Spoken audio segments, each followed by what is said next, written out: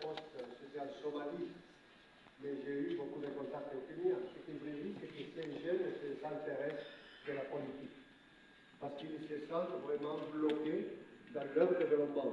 Donc ils se concentrent surtout dans le développement économique et le développement social. Et ils sont des choses formidables. Je ne sais pas si vous le savez, par exemple, la Somalie, un pays en crise, c'est le troisième pays plus connecté en Afrique, depuis l'Afrique du Sud, depuis le Kenya. En Somalie, on peut payer avec les téléphones, les paiements électroniques. Et ça, c'était des gens qui je peux vous transmettre quelque chose, c'est ce centre de révolte des jeunes de dire occupez votre place, prenez votre voix. Aujourd'hui, à l'occasion de la commémoration de la Journée internationale du travail. Avant que je ne l'aborde, je ne sais pas pourquoi dans cette salle, où tous les jours quand je prends parole, je suis à l'aise, mais aujourd'hui, vous m'avez patriotiquement électrisé. Je ne le fais pas avec les cœurs, mais je vous présente la subtilité patriotique. Je dis que c'est vrai que nous allons débattre tout à l'heure, mais écoutez, lorsque la loi a été violée, elle a effectivement été violée. Je rappelle, avant que je n'aborde la question de l'emploi, en disant que Obama, sous son règne, le Parlement américain a conduit une loi qu'on appelle la loi sur le processus de Kimberley. Cette loi qui consiste sur la traçabilité des sorties des minéraux relativement au nombre de conflits. Mais écoutez, s'il vous plaît, depuis cette fameuse loi, c'est nous qui mourons. Je vois quelqu'un en train de me prendre une photo avec un iPhone, un produit d'Apple. C'est qu'il me prend une photo avec un téléphone dans lequel il y a le sang de nos compatriotes.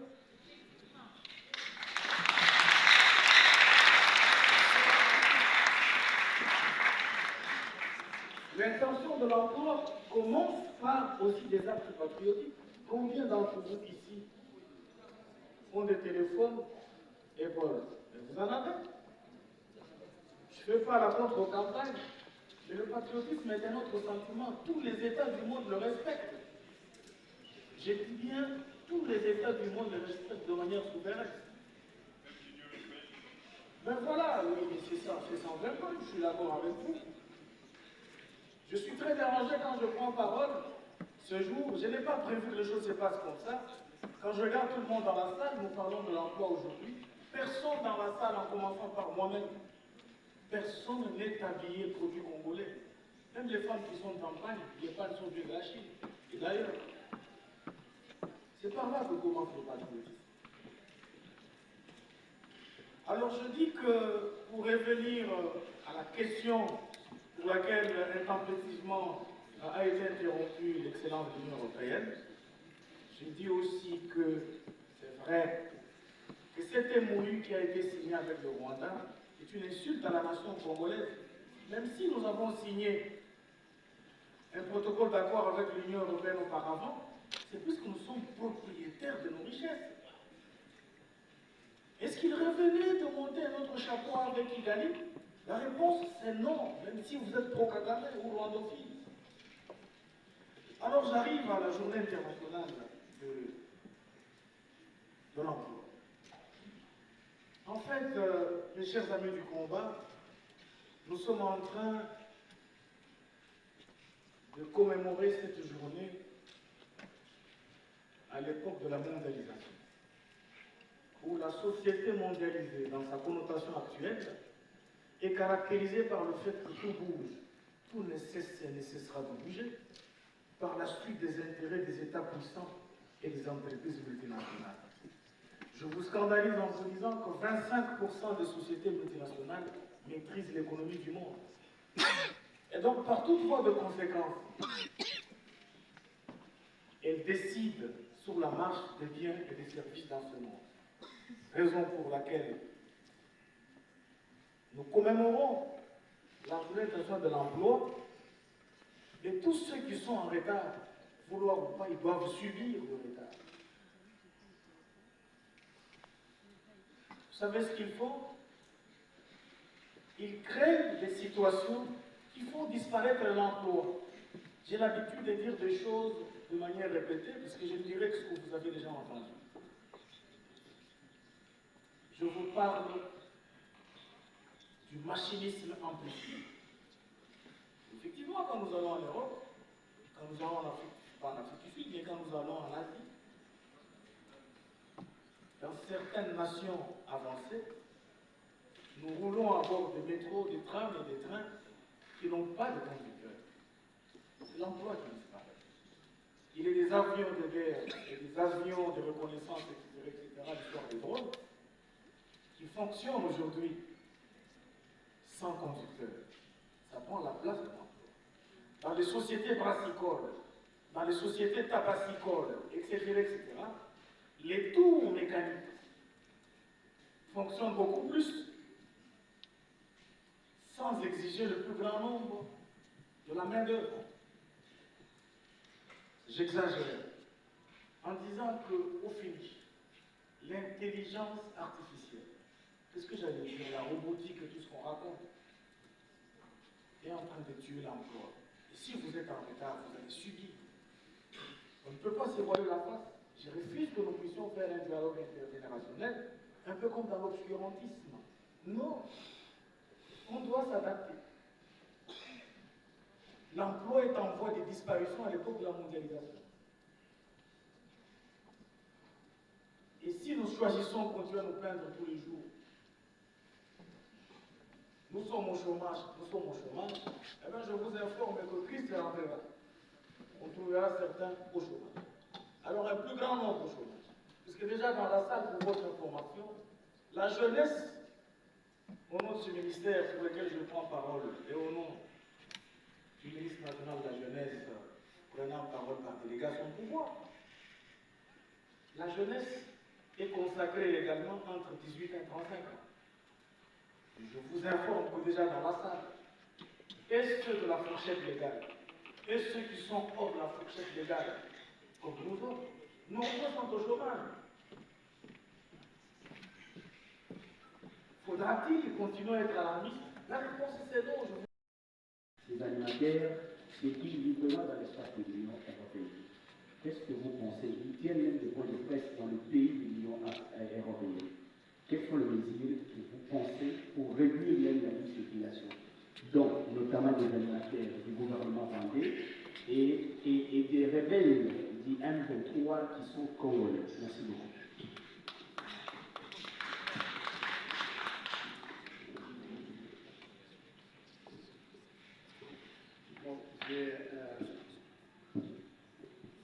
Vous savez, je supporte le Real Madrid, donc je venais avec un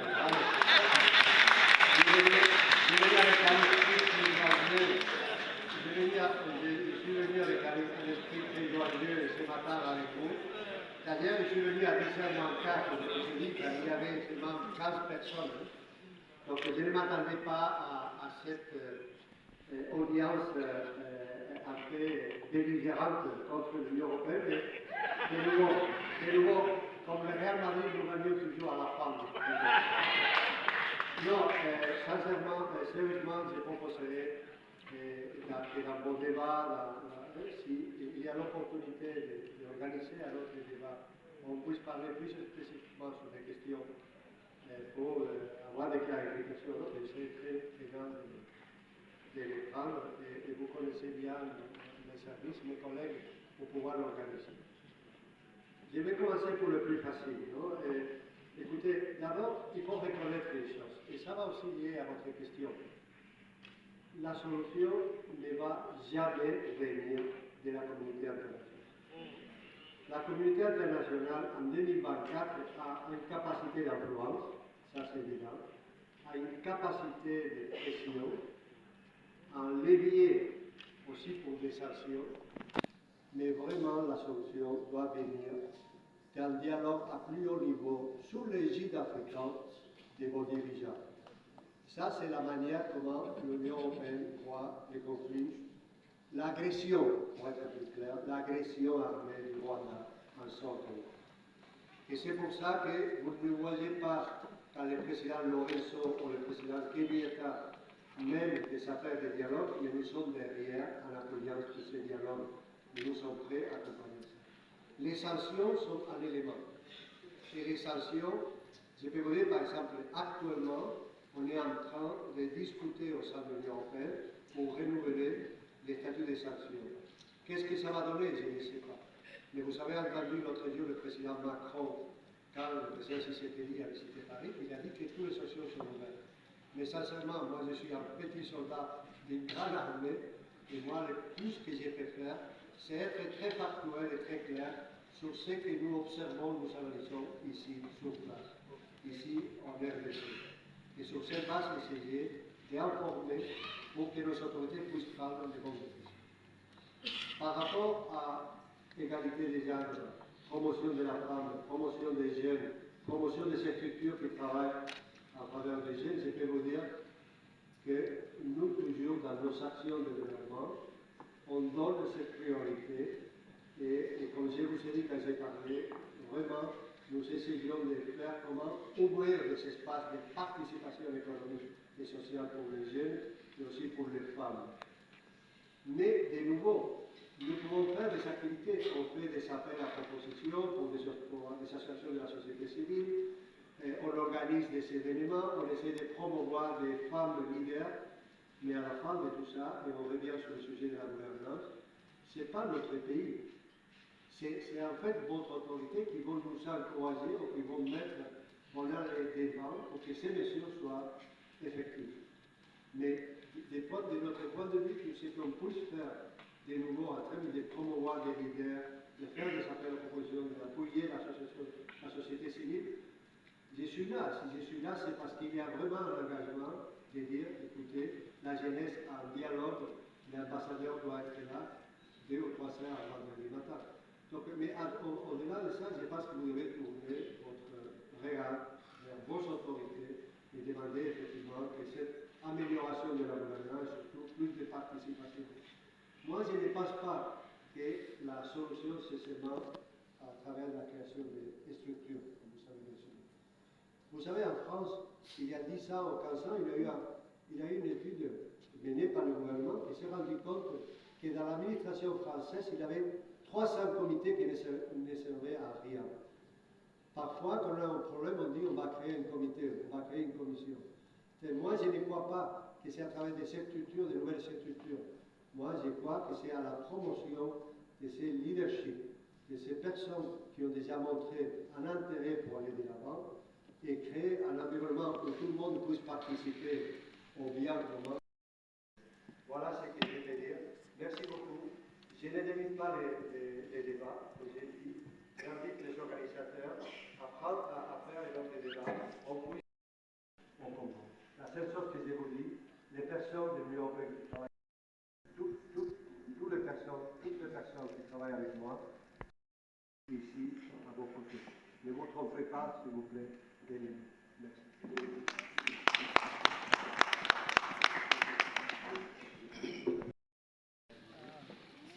Vous voulez dire qu'il y a plus de jeunes qui sont au chômage qu'il y a des enfants.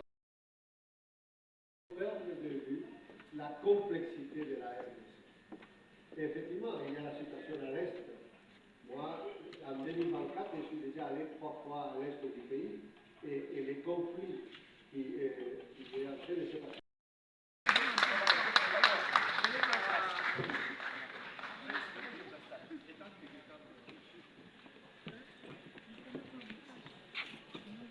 À ses côtés, nous aurons le privilège d'avoir Madame Elodie Taouzi, là, de la société civile, qui va également partager avec nous. Madame est là, on a plein de gens, toutes les générations ici représentées, et va faire partager avec nous cette deuxième partie de notre échange d'intérêt. Puisque nous avons aussi les partenaires qui vivent sur notre sol, qui viennent sur notre sol, qui ont... Donc, le message que je peux donner, la réponse que je peux donner d'une manière juste, sans entrer dans la réflexion profonde, puisque je comprends que ce n'est pas l'exposé que j'ai prévu. Chers jeunes, nous sommes là. Oui. Non, j'aimerais sentir la jeunesse avec moi. Est-ce que vous êtes vraiment là? Nous sommes là. Est-ce que vous pouvez acclamer d'abord pour vous? Nous ne sommes pas là pour faire une lettre de prière,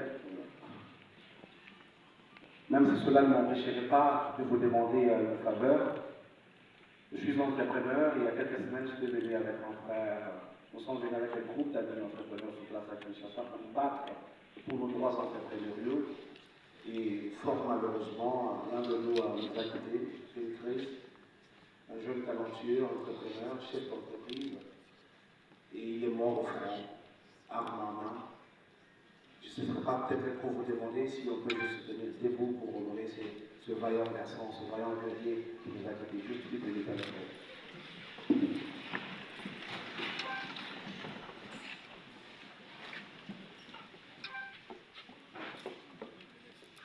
Merci.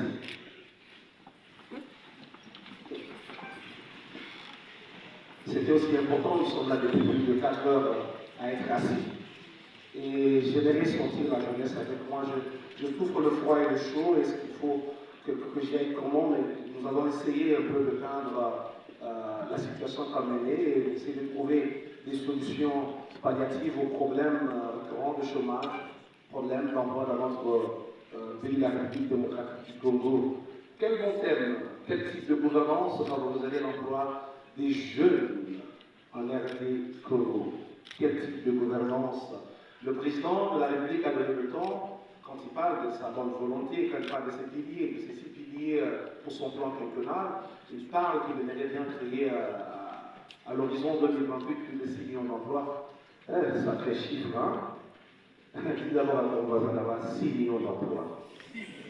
Donc il le dit très bien, 6 millions d'emplois. Un sacré chiffre. C'est pas facile, je vous le dis déjà, mais au Congo, il n'y a pas de boulot, ça je vous le confirme. Mais cela peut être possible, moi j'y crois. Et pour ça, il faut des bonnes pratiques de gestion. Mon mentor, le professeur Ignace Nakanya, m'a toujours répété, mon encadreur, mon troisième cycle, il dit qu'il n'existe pas de pays pauvres, il n'existe que des pays sans manager ou sans management. Même les pays qui n'ont pas de ressources minières comme la Belgique, aujourd'hui il est au-delà de la République démocratique du Congo parce qu'ils ont pu bien gérer le peu qu'ils ont comme ressources. Donc, la faute ce n'est pas d'abord l'autre, la faute ce n'est pas le gouvernement, la faute d'abord c'est moi et toi. C'est nous le problème. Quel type de gouvernance? Ma maman qui a parlé bien juste avant moi a dit oui, il n'y a pas de spectateurs et des acteurs dans cette chose. Tous sont acteurs. Il faut d'abord que nous comprenions que nous devons tous être acteurs du développement ou acteurs du changement. Je me sens étouffé quand je suis assis, permettez, je suis encore un peu jeune dans ma peau, avec votre permission, si je peux me tenir debout pour me mouvoir et donner le meilleur de moi. Est-ce que vous me permettez? Bien sûr, c'est bien même ça la signification de l'échange générationnel. Je parlerai de 7 points rapidement qui vont nous aider à comprendre le problème du Congo, le problème que nous traversons, comment faire pour résoudre le problème du chômage. C'est possible. La première des choses que nous allons faire, vous et nous, c'est l'amélioration de la gouvernance et de la transparence. Le Congo, c'est le seul pays où tout est opaque. Le gouvernement ne dit rien, la population ne connaît rien. Et ça, c'est un grand danger. Nous devons exiger plus de nos dirigeants. Nous devons demander plus à nos dirigeants. Nous devons demander des comptes. Nous devons être capables de demander, pas seulement par le contrôle parlementaire, parce que nous connaissons comment ça se passe. Généralement, on parle du Congo, un pays qui est extrêmement corrompu, et parfois des bonnes mesures finissent à la poubelle. Moi-même, j'ai essayé plusieurs fois amener des dossiers au Parlement ici. Dès que tu amènes des dossiers, dès qu'on envoie une équipe sur le terrain, ils prennent de l'argent et reviennent, ils n'en parleront plus jamais. J'ai essayé plusieurs fois. Donc il faut demander plus à nos dirigeants le renforcement des institutions. Il faut, par exemple, quand nous irons vers l'ITIE, donc par la déclaration des revenus unis, il faut que le gouvernement nous dise chaque fois de manière beaucoup plus simple que la population comprenne. En des mots beaucoup plus clairs, par exemple, aujourd'hui, le cobalt produit autant de tonnes et ça nous a fait autant de bénéfices. Et vous voyez, par exemple, si nous migrons vers la transformation sur place, nous aurons ceci en termes d'emploi, nous pouvons migrer social, il faut que nous nous identifions ensemble. Parce que des bonnes actions gouvernementales, et pour tout manager de formation, vous comprendrez qu'en management, la basique, c'est d'abord s'intéresser aux personnes que le projet impacte. Quand vous ratez cette cible, que les Anglais appellent les stakeholders, c'est très impossible de mener un projet. Deuxièmement, il faut des réformes économiques pour le climat des affaires. Il faut reformer notre cadre légal. Le Congo souffre de beaucoup de problèmes. Par exemple, en matière de création d'entreprises, nous sommes très loin. Comme il y avait des avancées récemment, mais aujourd'hui, c'est du recul. Dans d'autres pays, dans 5 minutes, tu peux créer ton entreprise sur ton smartphone. Mais au Congo, il faut des mois, parfois des mois qu'on n'a pas tous les documents. Et quand nous essayons de nous rapprocher, par exemple, du guichet unique, ils ont leur raison. Par exemple, la plupart des jeunes entrepreneurs ne déclarent pas. Ils ne déclarent pas après, ils sont enregistrés aux impôts et ils ne reviennent jamais. L'une des raisons qu'ils avancent, mais je pense que nous devons reformuler notre cadre légal pour pousser de plus en plus des initiatives privées et des initiatives étrangères de venir dans notre pays. Le président cherche des investisseurs au Congo, mais ceux qui travaillent dans ce contexte ne facilitent pas les choses. Le Congo est très lourd en cette matière. Le Congo, c'est la corruption dès que tu y jettes ton nez, par les portes et ceux qui viennent avec. Ça ne facilite pas les investisseurs étrangers de venir s'installer dans notre pays. Et ce sont des choses qui doivent changer. Et troisièmement, nous allons parler du renforcement du secteur financier, c'est très important. C'est malheureux aujourd'hui qu'au Congo, il n'existe pas une seule banque de développement congolais, ça n'existe pas. Nous souffrons en tant qu'entrepreneurs. Les banques nous taxent parfois de 12 à 30% de taux d'intérêt à court terme, parfois à moyen terme. C'est exagérément trop dès l'instant que dans le business, par exemple, quand je suis sous-traitant, la marge bénéficiaire ne dépasse pas les 10%. Comment est-ce que tu peux faire du business au Congo alors que les banques qui ne sont pas congolaises jouent à ces jeux-là? Et je vous informerai que la plupart des banques n'aident que les ressortissants de leur pays. Les banques libanaises mettent d'abord en exergue les citoyens libanais. Et ça, c'est vérifiable. Vous allez comprendre, dès qu'une banque d'un clan s'installe au pays, les affaires de ce clan prospèrent au pays. Il y a des banques libanaises au Congo. Voilà pourquoi les entreprises libanaises excellent bien. Ils construisent, ils ont des restaurants partout. C'est parce qu'ils ont l'appui de leur banque qui viennent chez eux. Il y a des banques kenyanes aujourd'hui. Les Kenyans prospèrent au Congo. Pourquoi? Parce qu'ils sont privilégiés. Je vais rapidement et je parlerai quatrièmement du développement des ressources humaines. C'est très important. On en a parlé ici, la formation et les capitales. Il faut former la jeunesse. Et aujourd'hui, on en a parlé, et ceux qui nous ont précédemment suffisamment parlé, c'est saugrenu de penser qu'aujourd'hui, il y a des diplômés en pédagogie générale, c'est une bonne chose, mais qui cherchent de l'emploi dans un autre secteur.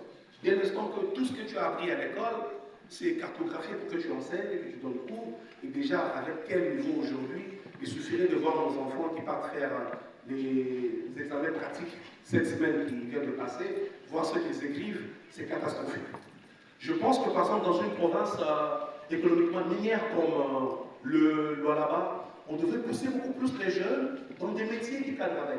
Conduire des engins d'extraction, des engins miniers par exemple. Dans une province où l'agriculture est mise en exergue, on devait pousser beaucoup plus les jeunes à apprendre l'agronomie. Il faut être beaucoup plus pratique. Il faut que l'État fasse un saut dans ce contexte pour que les jeunes aillent de l'avant. Cinquièmement, avant peut-être de chuter, de terminer, je parlerai de la lutte contre la corruption. Ah, est-ce que quelqu'un peut dire maintenant lutte contre la corruption? Moi, ça me fait mal les chiffres que nous voyons à la télé. Les politiques congolais, vous êtes mauvais. Vous êtes mauvais. À mi-mesure, une tranche d'entre eux sont des sorciers. Dis-moi avec moi, sorcier. Ouais. Je ne comprends pas dans un pays où nous souffrons, il n'y a rien, il n'y a pas à manger, il n'y a pas d'eau, il n'y a pas d'électricité, mais que quelqu'un se permette de voler 200 millions de dollars. Ça, c'est la sorcellerie, ça. C'est pas possible. Comment un seul individu avec un seul ventre, deux mains, deux pieds, peut se permettre de voler l'argent qui peut contribuer à créer 10 000, 20 000, 50 000 emplois? Ça, c'est de la sorcellerie. Et nous devons désavouer ces gens. Nous allons le faire aujourd'hui. Le Congo, la corruption a atteint des proportions inimaginables.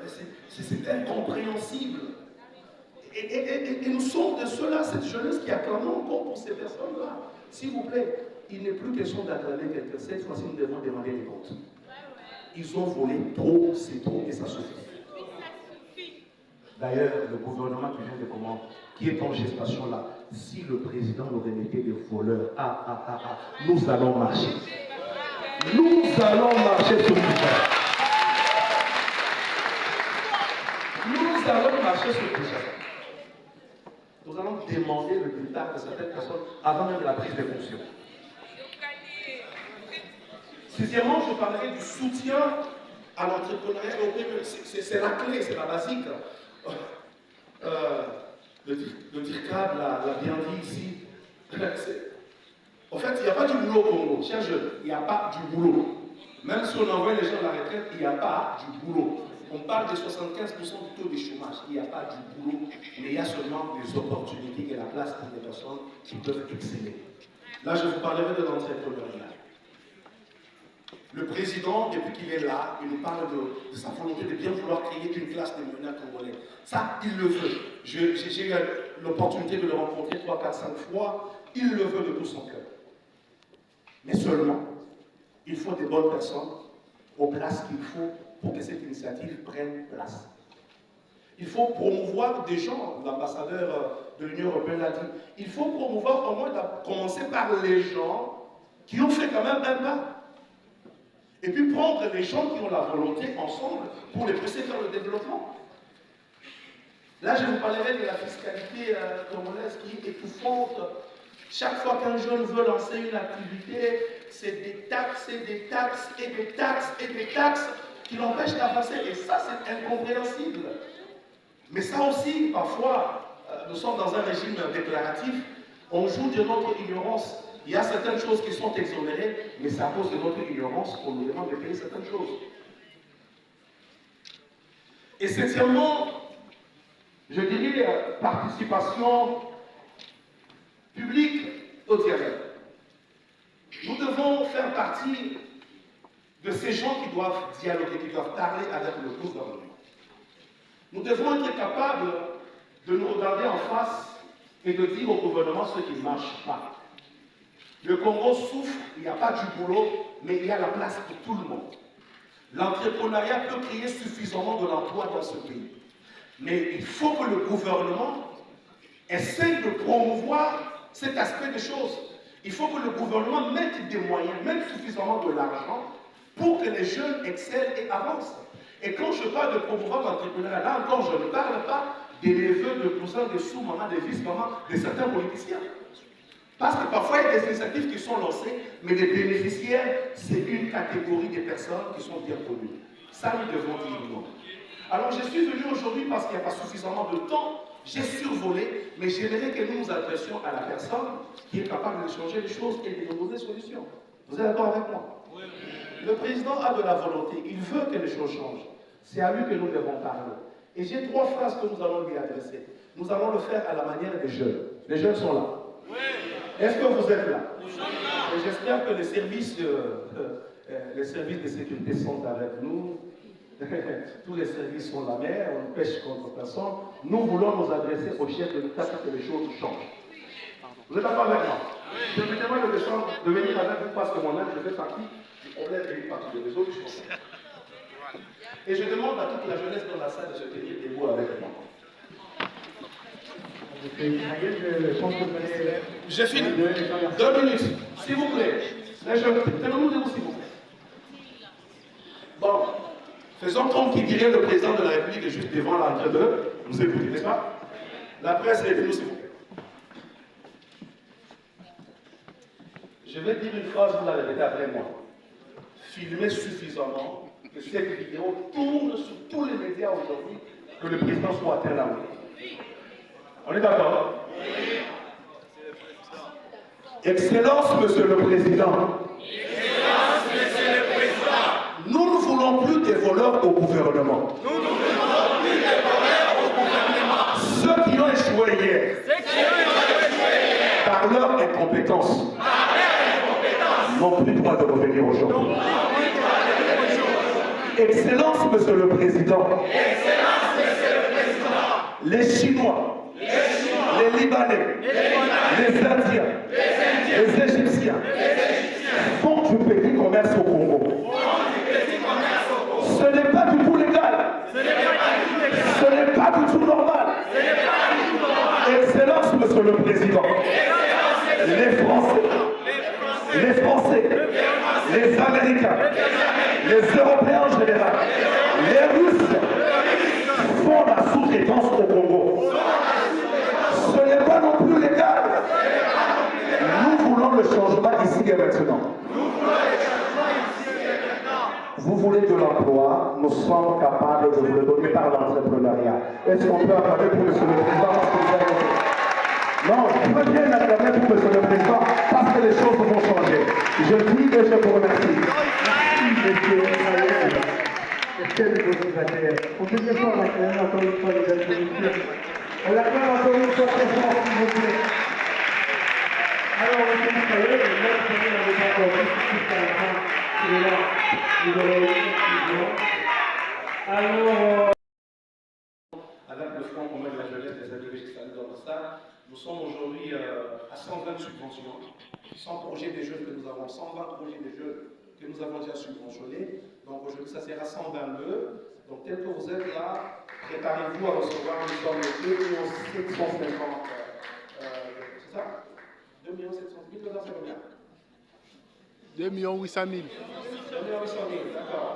Le Front commun de la jeunesse de la structure va financer avec 2 800 pour que vous essayiez de lancer, mais sous l'égide des organisateurs pour veiller à ce que vous faites. ça mérite des acclamations, des applaudissements très forts.